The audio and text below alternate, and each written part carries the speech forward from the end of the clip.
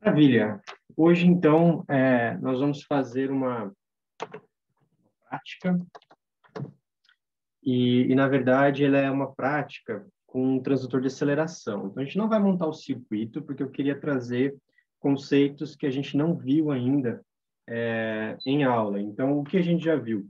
A gente já viu derivada numérica. Então, se eu tenho dados discretos e digitais, a gente já viu também o que isso significa, eu consigo, tendo os dados de posição, obter os de velocidade com uma boa confiabilidade. Se eu tenho a velocidade, eu consigo obter a aceleração, a menos que o meu sistema tenha muito ruído, certo? Pois bem, hoje eu quero fazer o contrário. Então, nós vimos também medidas de aceleração, utilizando acelerômetros, vimos modelos de acelerômetros, e nós vamos usar esses caras para poder fazer uma prática hoje que vai ter a ver também com um pouquinho de programação, de programa integral, né? Isso que eu vou explicar para vocês já já. Então, a primeira parte a gente consegue fazer, a gente não precisa programar nada, então eu vou fazer a primeira parte aqui com vocês. Eu criei uma situação hipotética, digamos assim, né? Então, a primeira parte é aquisição de sinal, utiliza um aplicativo aberto, ou seja, de graça, né? Fique à vontade, que pega os dados do acelerômetro do celular. Então, a gente já brincou aqui tem a tela do meu celular, né? Então, se você olhar aqui, o que eu estou fazendo aqui está aparecendo espelhado aí na tela, está cheio de coisa aqui que eu recebi, mas ignora isso daí. A gente já conversou um pouquinho sobre o que significa, né? Esses caras aqui estarem aproximadamente zero, e esse cara aqui também aproximadamente 9 alguma coisa, justamente porque um acelerômetro mede a aceleração. Portanto, o sinal branco aqui é o eixo Z, né? O Z é branquinho, como a gente está vendo, o amarelo é o Y e o X é o verde. Então, o Z, ele tem essa característica, né? Porque o meu celular está deitado aqui, né? Ele está nessa orientação. Então, o eixo Z, que está passando aqui por ele, né? O Z nessa direção, ele está, então, medindo a aceleração da gravidade. Se eu rotacionar ele aqui, eu percebo agora que eu tenho no X negativo a aceleração. Então, quando eu estou aqui, ó, o Z, a aceleração é positiva. Eu sei que a aceleração é positiva para baixo, né? Então, meu Z positivo está para baixo aqui no meu celular. Quando eu faço assim, agora o X está dando negativo. Então, quer dizer que o X é para cima, né? E aí o Y está nessa orientação aqui. Então, como o está negativo, está aqui. Então, meu sistema é X para lá, Y para mim e Z para cima, né? Agora eu já... Z para baixo, perdão. Muito bem. Então, aí estão as minhas medidas de aceleração. A gente vai brincar um pouquinho com esse, porque lembre-se que instrumentação são 3 etapas. Aquisição de sinal, né? Perdão, de fato, né? A aquisição no sentido de transdução, né? Detecção e transdução. Então, nós temos que ter o elemento transdutor. A gente não tem o acelerômetro, o elemento eletrônico aqui, mas está dentro do celular. A gente já tem aí um circuito que dá esse sinal para a gente já tratado, né? A tensão que sai dele já está convertida para sinais de aceleração. Uma coisa interessante é que se eu der um soco na minha mesa, né, aqui do lado dele, pelo menos, ele pega, né? Então, isso é bem interessante. Aí a segunda parte, a parte de condicionamento de sinais, é isso que a gente vai fazer agora, e também vamos fazer neste momento a parte de saída de dados. Então, eu já tenho aquisição com o transdutor lá dentro do meu celular, eu tenho condicionamento também para ele estar aparecendo já em gravidade, não em tensão, né?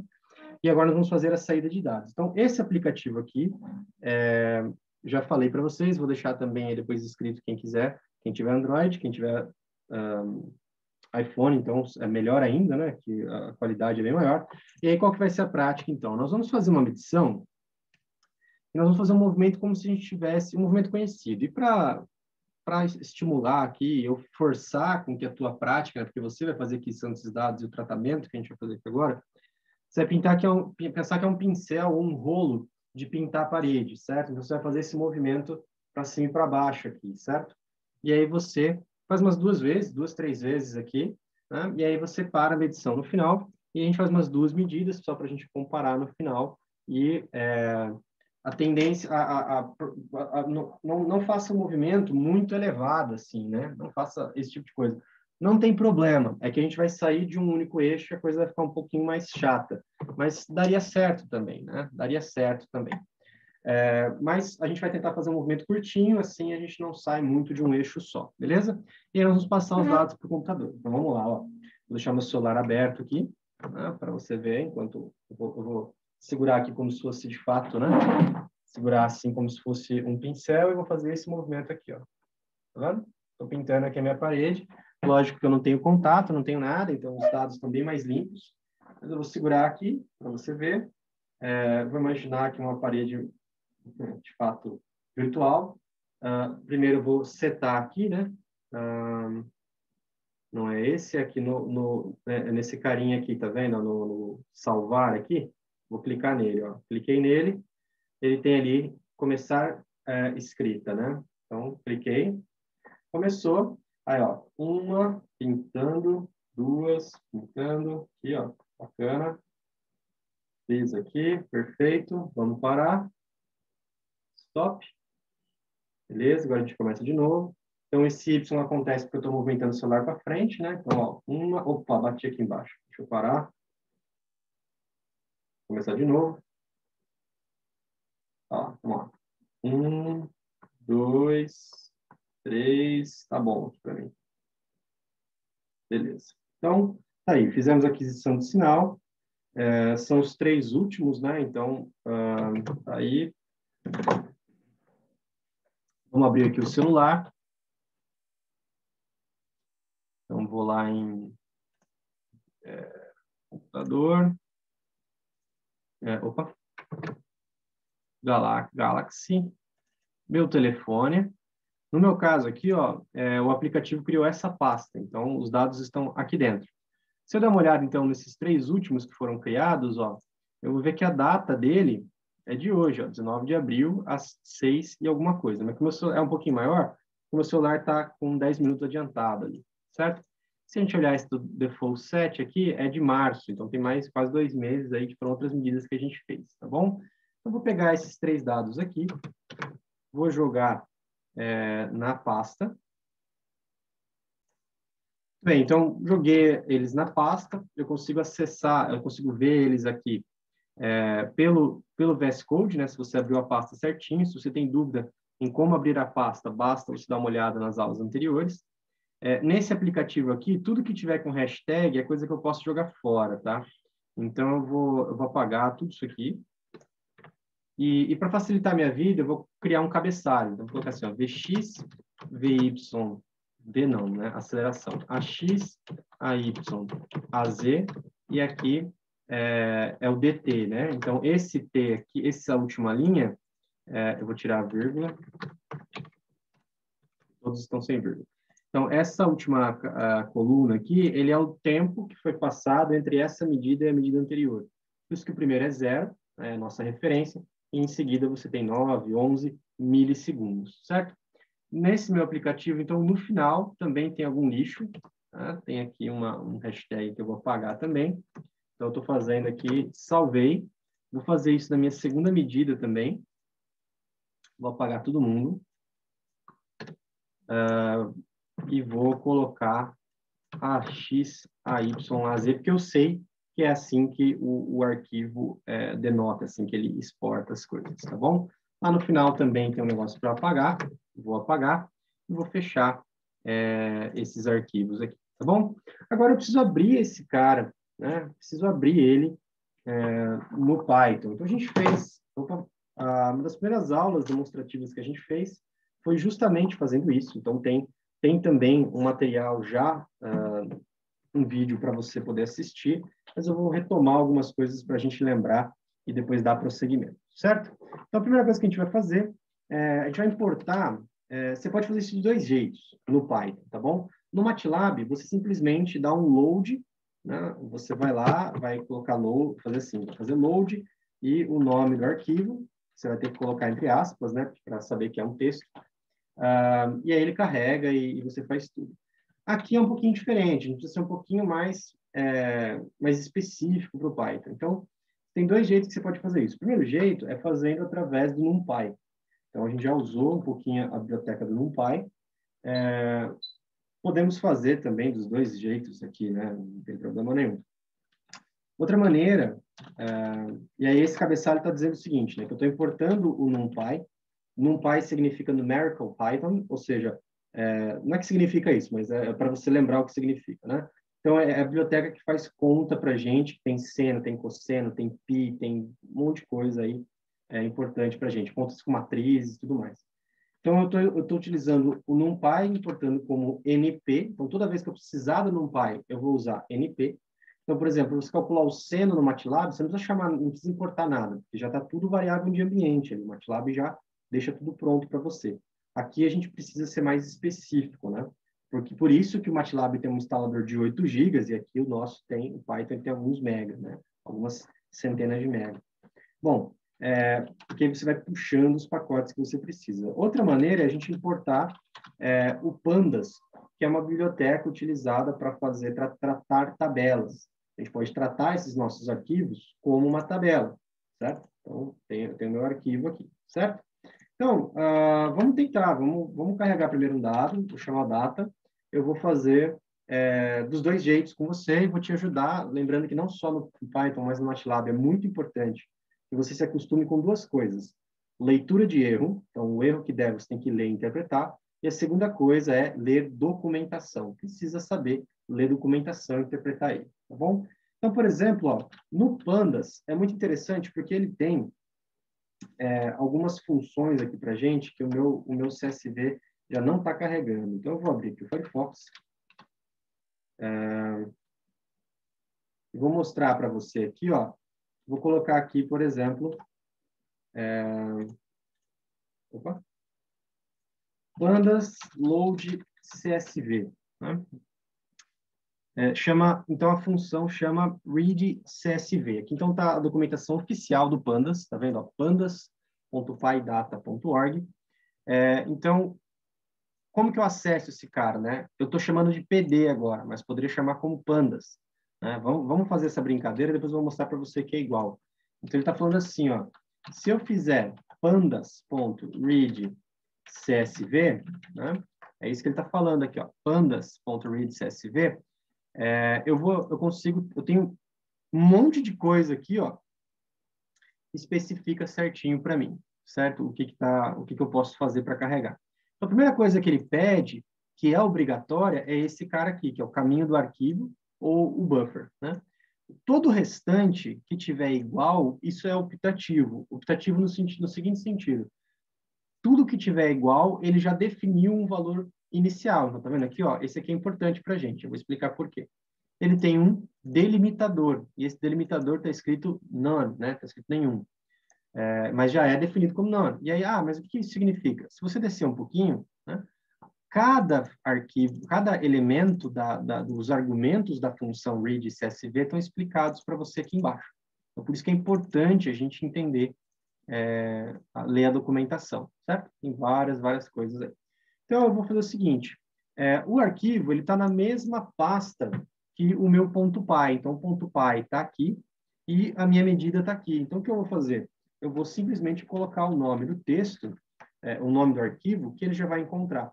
Se tivesse em outra pasta, eu teria que dar o caminho completo para ele achar, tá bom? Não vamos entrar nesse mérito. E eu vou mudar também aqui, ó, eu vou colocar o delimiter. O que é o delimiter? É o delimitador. Então, quando eu abro um arquivo CSV, o CSV significa comma separated value, ou valor separados por vírgula.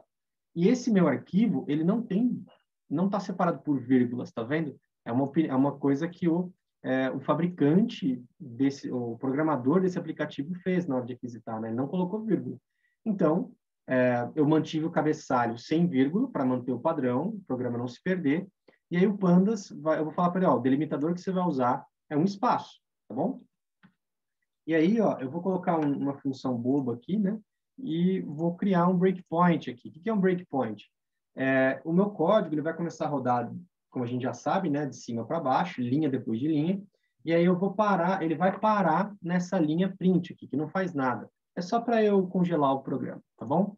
Então eu venho aqui, perdão, eu clico no botão direito, perdão, aqui. Run and debug. Né? Eu vou fazer isso para um arquivo Python. e aí ele vai carregar. Então, tá debugando. Esperar ele carregar certinho aqui. Opa, no modo named pandas. Tá certo. Por que que isso significa? Porque o meu debug, ele não está configurado correto. Então, a gente vai fazer o seguinte, né? A gente precisa mexer no Node.js.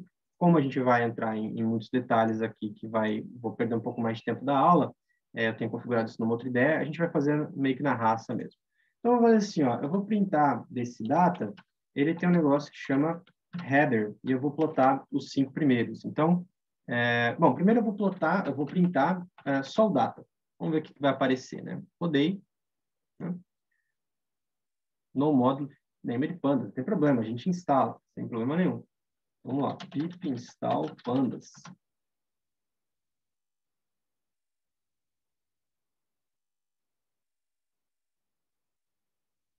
Achei que era um problema da IDE, é um problema do meu código, do meu virtual environment.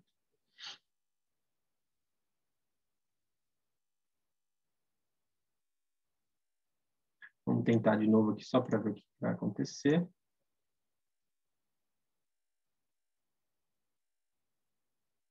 Beleza, agora ele parou certinho. Então, ó, a gente tem aqui o terminal, que é onde costuma aparecer as nossas saídas, e do lado dele a gente tem o console de debug.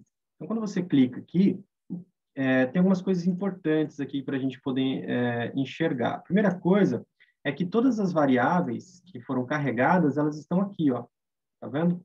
Então, eu não consigo diminuir esse cara sem tirar o zoom da coisa, então vamos aumentar aqui um pouquinho só para a gente ver, ó.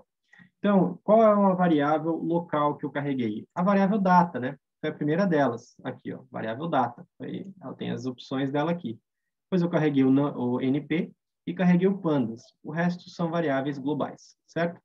Então, quando eu clico nesse debug console, o que que isso significa? Significa que o meu código rodou, e nessa bolinha vermelha, perceba que tem um amarelinho, né? Que está falando o seguinte, ó, eu estou congelado, ele rodou o programa, carregou tudo, e ele congelou na linha 6.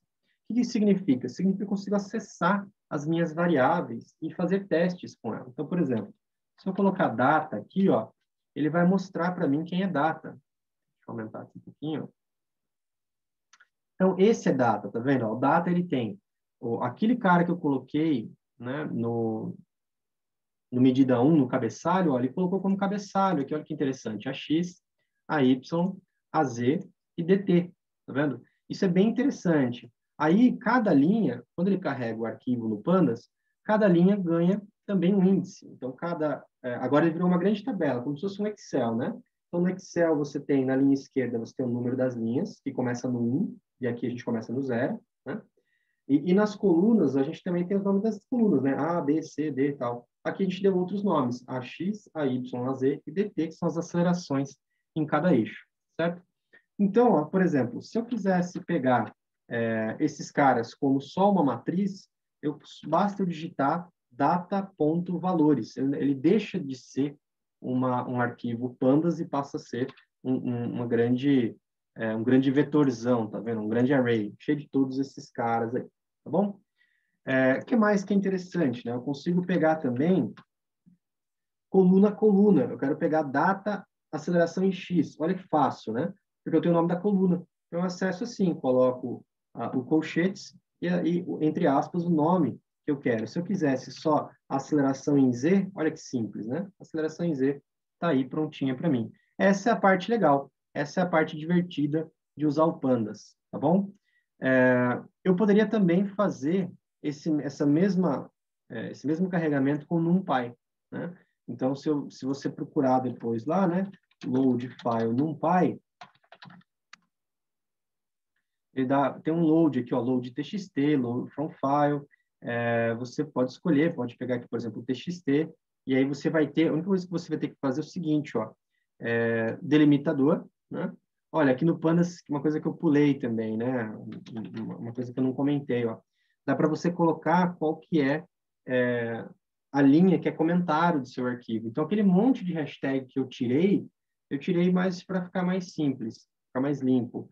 mas eu não precisaria ter tirado, eu poderia só ter colocado, ó, os comentários são hashtag, entendeu? Aqui no load TXT também dá, né? Aqui é o nome do arquivo, como a gente fez no Pandas, e aí a gente conseguiria... A primeira linha, então, eu não teria essa função legal de cada linha ter um nome, né? Mas para isso eu precisaria fazer um skip rows, né? Pular linhas. Então eu precisaria pular a primeira linha ou ir no meu arquivo TXT e não colocar o cabeçalho, tá bom? Então essas são as instruções, fica como curiosidade aí, se você tiver dificuldade você pode perguntar para mim, tá bom? Então essa é a parte legal. O que eu vou fazer então? Eu vou criar uma variável, tá? Eu vou criar uma variável aqui embaixo, que eu vou chamar de data AZ, só para pegar o AZ, certo?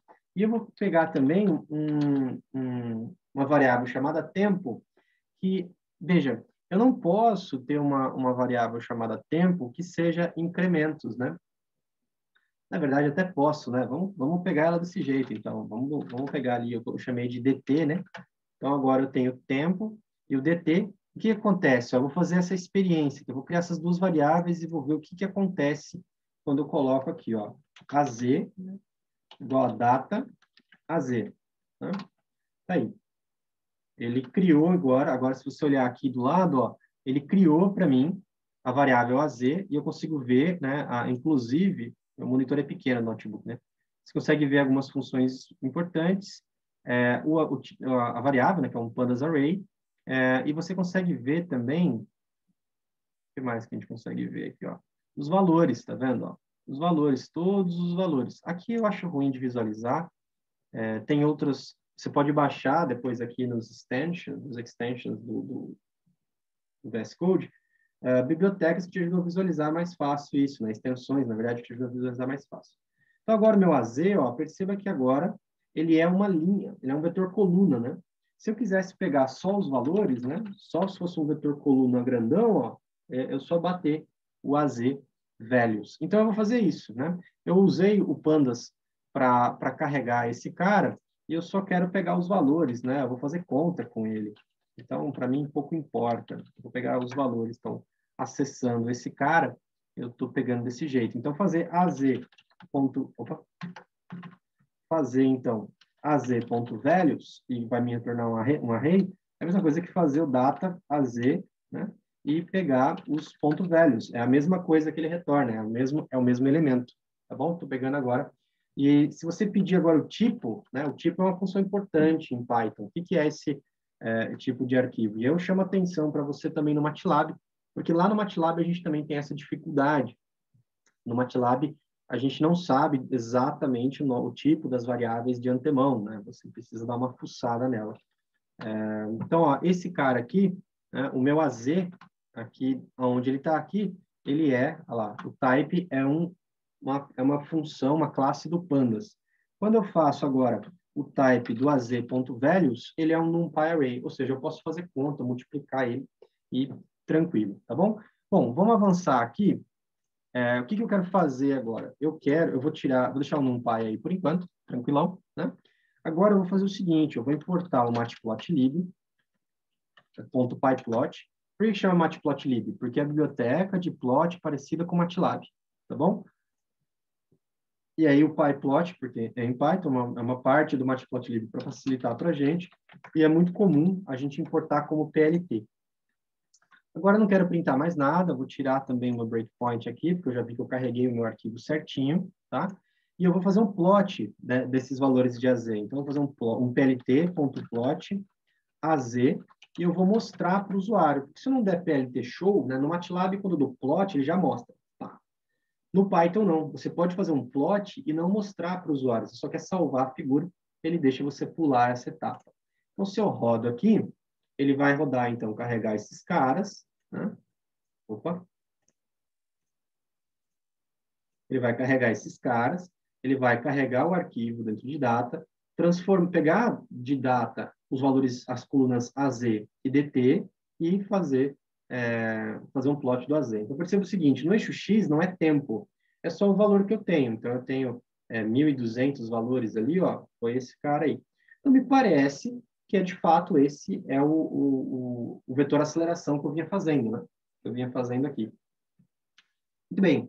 E agora eu quero encontrar, digamos assim, qual é o caminho, né?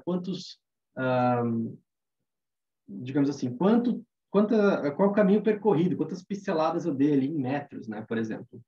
E aí a gente precisa fazer o quê? Se eu tenho aceleração, quero encontrar a posição, eu preciso fazer o que a gente chama de integral, né? Vocês se lembram disso. E eu não preciso integrar uma vez só, eu preciso integrar 2 vezes. Pois bem, ah, qual é a nossa dificuldade? A gente sabe fazer derivada, que a gente já viu como fazer derivada numérica. Pego o valor no ponto, leio primeiro o sensor no ponto que eu quero a velocidade, olho para o ponto exatamente anterior, faço a diferença e divido pelo tempo que levou para essa diferença. Se esse sinal for um sinal de posição, o valor que eu vou obter é uma velocidade. Se essa diferença for, por exemplo, a diferença de um sensor de pressão, e eu dividir pelo tempo, eu estou pegando a variação da pressão no tempo, é como se fosse uma velocidade de pressão, né? Uma variação da pressão ali, certo?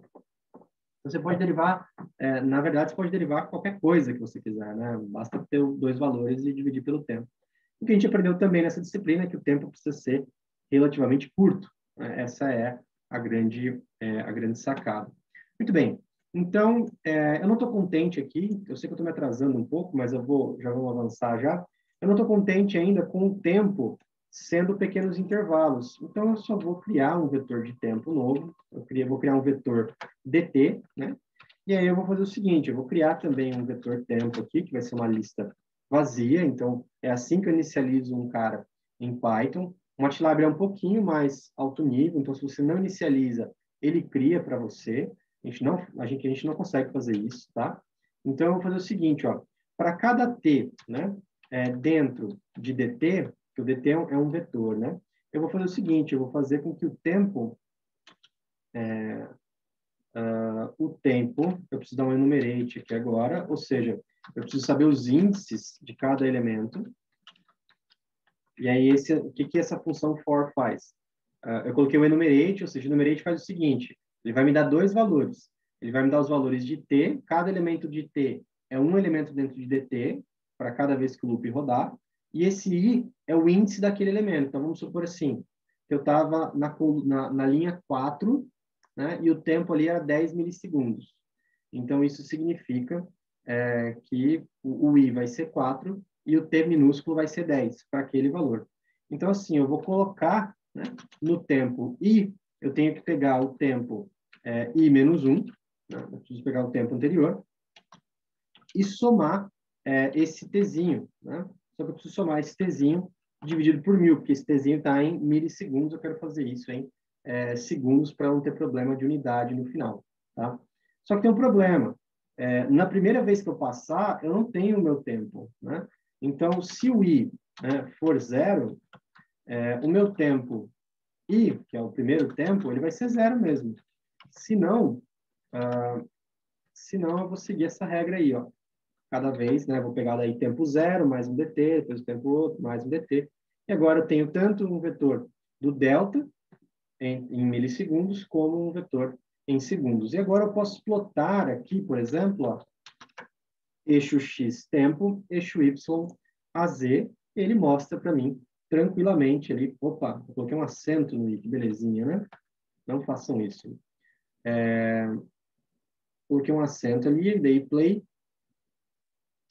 A minha lista, o meu tempo. Gustavo, como você é distraído.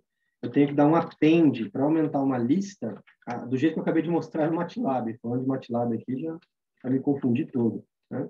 Então, o meu tempo aqui, eu só preciso dar um append, né, nesse cara aqui, né, do tempo anterior, mais o t, e eu vou adicionando valores nessa lista. Então, beleza. Aí, vamos ver se roda agora, né? Ele falou, não tinha esse elemento na lista. Vamos ver agora se tem. Agora, perfeito, né?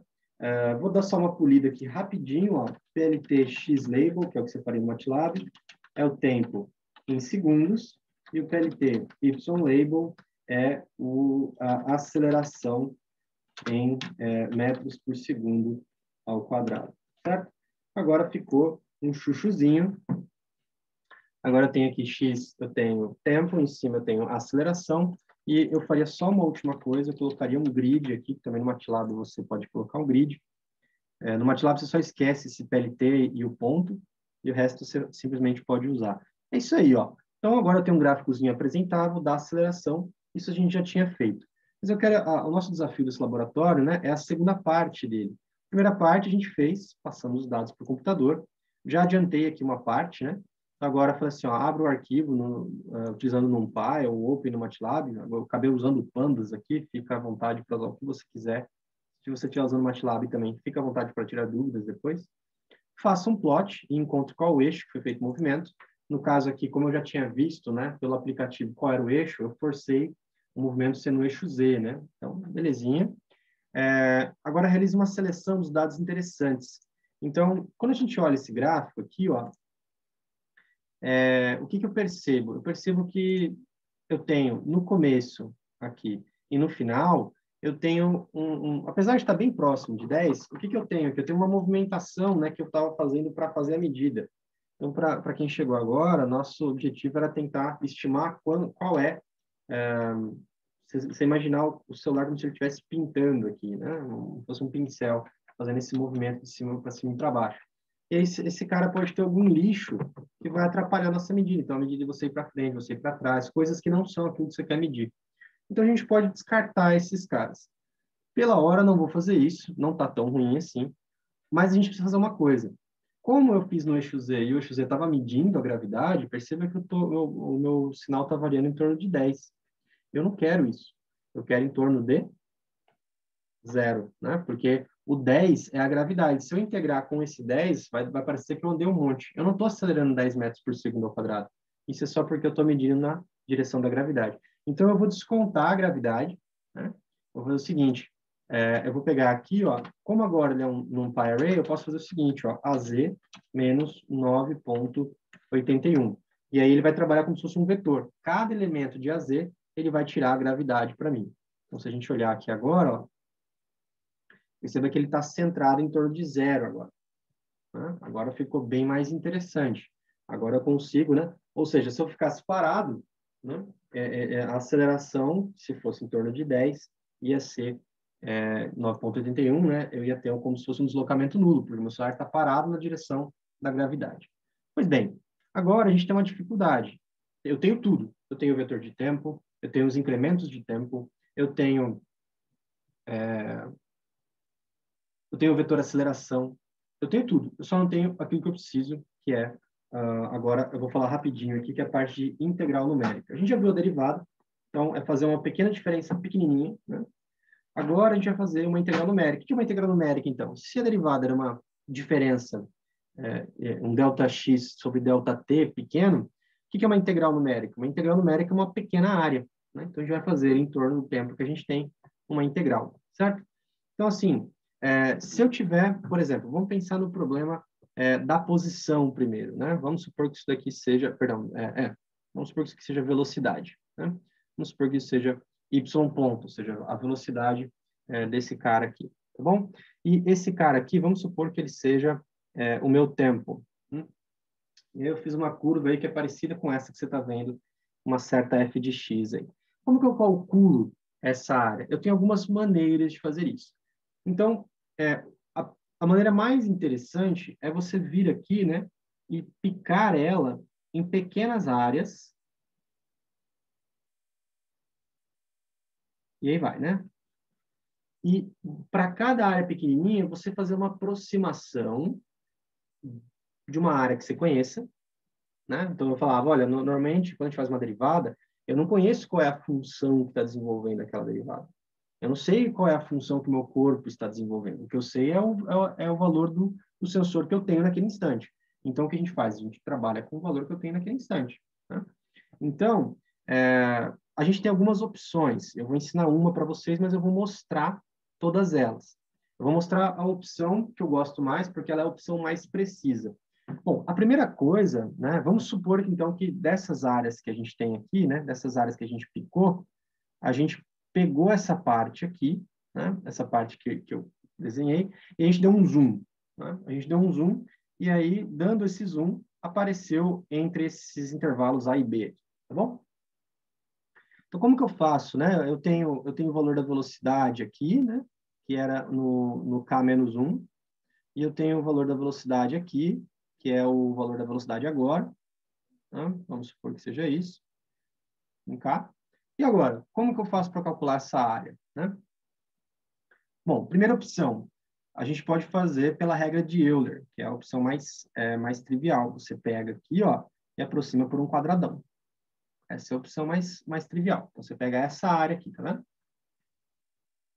Aí, quanto que seria, então, pela área, pelo de preto, né? Vamos ver. Opa. Então, o S, né, a área, né? Então, a área pelo de preto seria o quê? Seria a base vezes a altura, né? Então, base vezes a altura.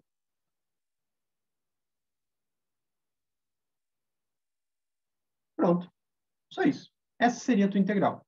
A diferença é que esse cara, né, ele é a... Bom, eu vou falar no próximo slide. Vou falar no próximo slide. Por enquanto é isso daí. A gente só está pegando os valores aqui. Outra opção é você fazer daqui para cá, ó. Você fazer esse daqui, ó.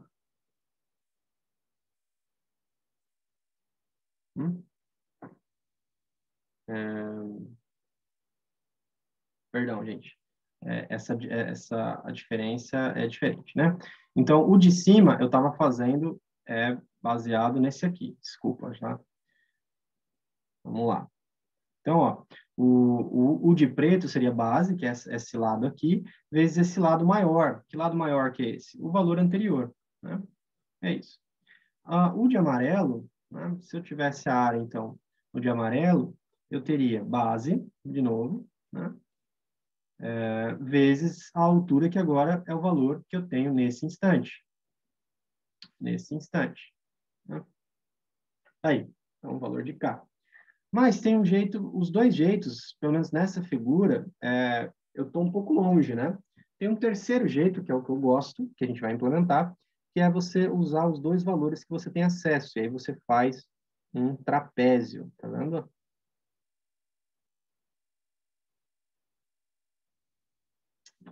Então, o S no vermelho é base do trapézio, é a área do trapézio. Qual que é a área do trapézio? É base maior, né? Aqui é a base maior. Aqui é a base menor. Aqui é a altura. E é isso, né? Então, base do trapézio é base maior. Eu vou escrever tudo aqui. Base maior mais base menor. Tudo isso vezes a altura e dividido por 2. Tudo dividido por 2, mas para economizar aqui tempo, eu vou fazer isso. Então, ó, base maior, quem que é base maior? É o valor anterior, nesse caso, né? Mais o valor que eu medi agora, da velocidade, né? Vezes a altura. Quanto que é a altura? A diferença de B menos A, né? Dividido por 2. Então, esse cara aqui é o mais interessante, né? Porque ele tem uma aproximação, um erro um pouco menor. Então, se esse cara for bem pequenininho, né, da nossa área, a gente vai ter uma boa aproximação, certo? Então, aqui tem a nossa, toda ela. A única diferença é que é o seguinte, ó.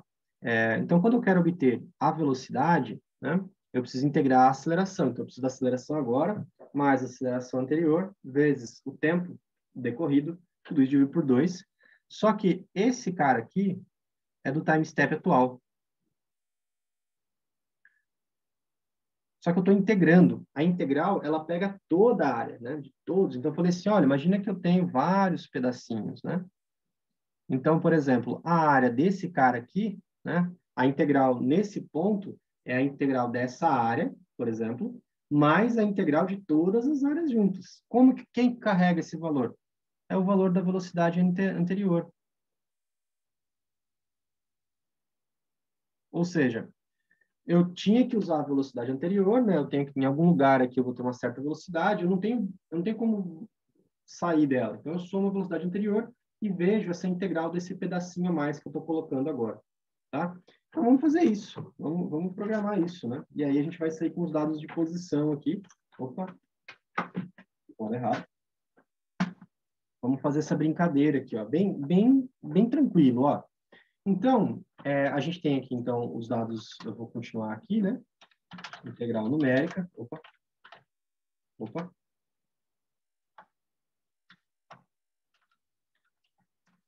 Certo?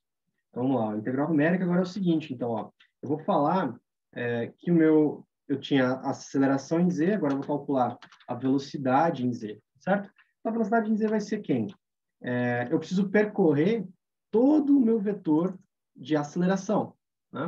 Então, eu vou fazer assim, ó,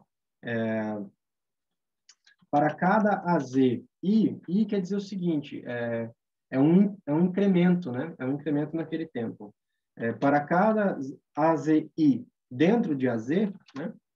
Ou a gente pode chamar de AZK, né? Eu venho usando a letra K. Então, AZK, então aquele instante, né? No instante K, eu tenho o AZK, e aí eu preciso fazer o seguinte, eu preciso implementar essa fórmula aqui, né? Então, eu tenho que fazer o seguinte, ó, eu vou fazer o vz.append, né? Eu vou colocar na minha lista esses valores. Eu tenho que pegar o valor do AZ agora, então eu posso fazer o AZK, menos o AZ anterior, que aí eu vou precisar fazer o quê? AZ, vou colocar o K menos 1, né?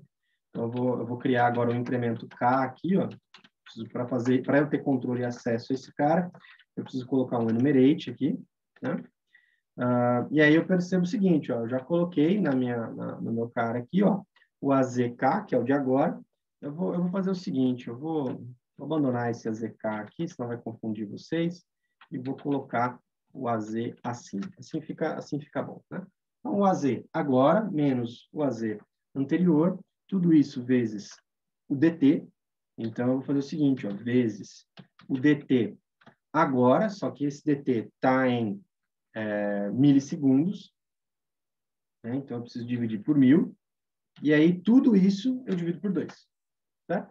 Então divido por 1000, divido por 2, agora eu tenho o valor do VZ nesse instante. Só que quem que eu preciso somar nesse cara? O VZ anterior, porque eu vinha numa certa velocidade e agora a aceleração vai mudar um pouquinho a minha velocidade. Então eu estou integrando, tá? Qual que é o problema aqui? O problema é quando eu saio zero, né? Então, quando K, né? Quando K é for não, né? If K for zero, que é o primeiro instante, eu vou fazer com que o VZ receba aqui, ó, um append de zero, porque ele estava parado, pelo menos deveria estar, né? E aí, guardei o resto, tá? Uma maneira mais elegante de você fazer isso, né, é você esquecer o enumerate. Talvez não seja tão mais elegante assim, mas ver o comprimento do AZ e percorrer, isso aqui é bem comum, né? Se vocês olharem na internet, percorrer todos os valores aí. Bom, então, tecnicamente, tirando o primeiro valor, que eu não tenho o valor anterior para integrar, a partir dele eu comecei a integrar todo mundo, percebe? Ó, depois que o K é 1, eu tenho o valor de todo mundo, eu saio integrando loucamente, né? Vamos dar uma olhada no que aconteceu, né? Eu vou tirar o show daqui, porque assim eu consigo ver um sobre o outro se faz sentido.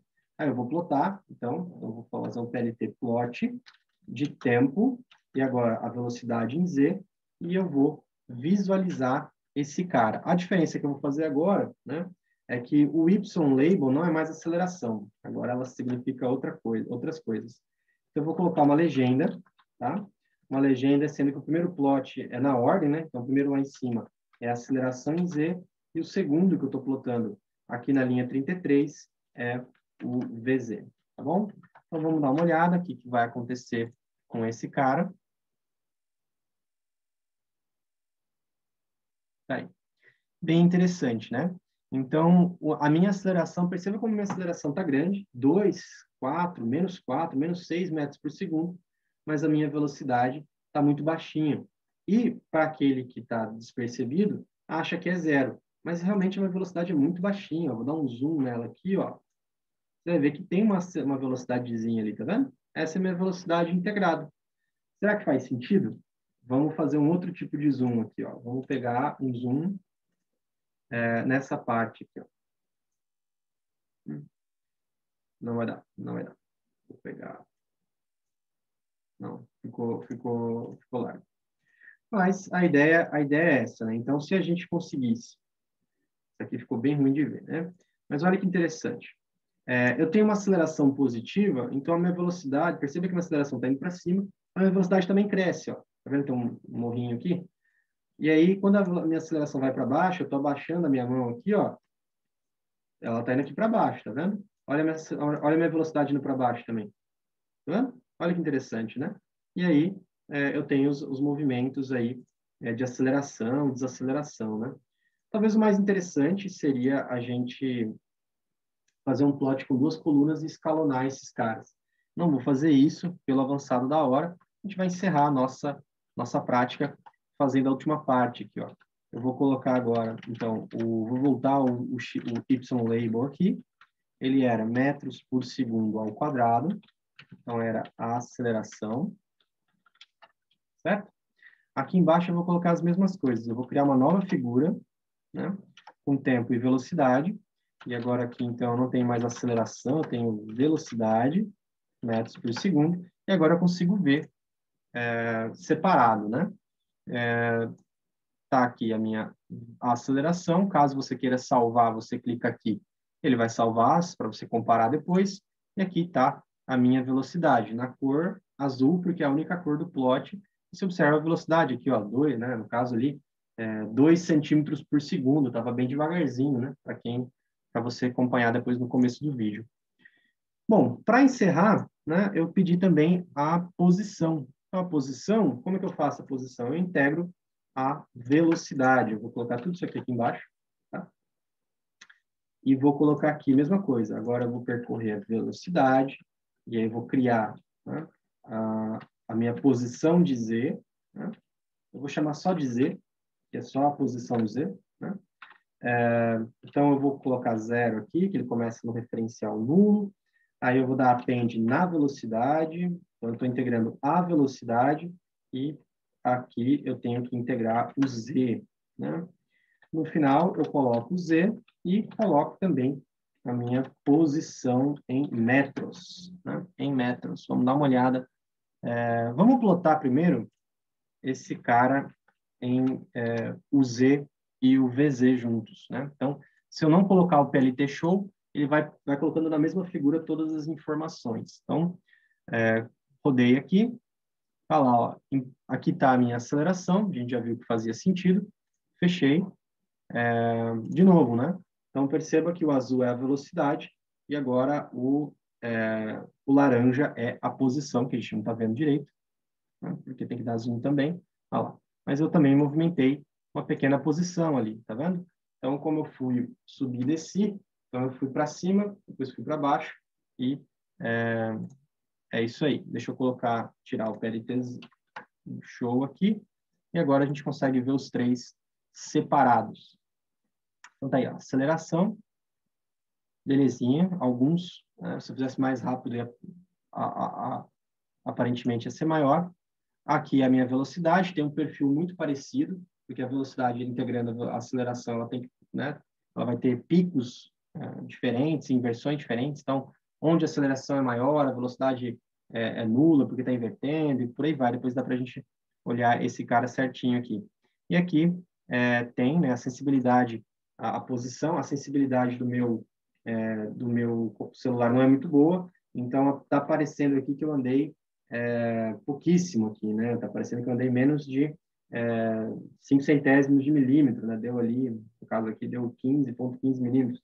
Então, assim, provavelmente o meu celular aí não conseguiu muito bem, mas uma coisa que a gente também pode ver seria o tempo de discretização e tudo mais. A gente pode conversar disso depois com mais calma, mas, então, vou passar esse código. Qual que é o teu objetivo com essa prática? É pegar o seu celular, instalar um aplicativo, salvar esses dados, conseguir hackear o código aqui para mudar o nome, né, o nome desse arquivo, como salva, tal, e aí você vê e gerar uns gráficos. Provavelmente o seu vai ser diferente, você pode fazer uma velocidade mais rápida, velocidade menor. Claramente, se a aceleração for muito baixa, vai parecer que a gente não andou nada, né? Então, Veja que a medida de posição baseada em aceleração, ela tem alguns problemas atrelados a ela. Se não tiver uma aceleração não nula, a gente não consegue medir muito bem, tá bom? Então, é isso. A gente tinha visto velocidade, derivada, né? Como fazer derivada numérica. Hoje a gente viu como faz integral numérica, e é isso.